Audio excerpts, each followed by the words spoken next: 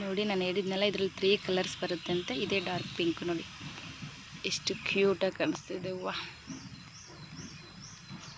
ಇದು ಮತ್ತು white colour ನಂಗೆ ತುಂಬ ಇಷ್ಟ ಆಯಿತು. ನಿಮ್ಗೆ ಯಾವ್ದು ಇಷ್ಟ ಆಯಿತು ಅಂತ ಕಮೆಂಟ್ ಮಾಡಿ. ನೋಡಿ ಎಷ್ಟು ಕ್ಯೂಟಾಗಿ ಕಾಣಿಸ್ತಿದೆ. ಇದೇನು ಸ್ವಲ್ಪ ಚಿಕ್ಕ ಗಿಡ ನೋಡಿ, ಅದಕ್ಕೆ ಹೂ ಜಾಸ್ತಿ ಕಾಣಿಸ್ತಿಲ್ಲ, ಎಲ್ಲೆಲ್ಲ ಒಂದೊಂದಿದೆ ಅಷ್ಟೇ.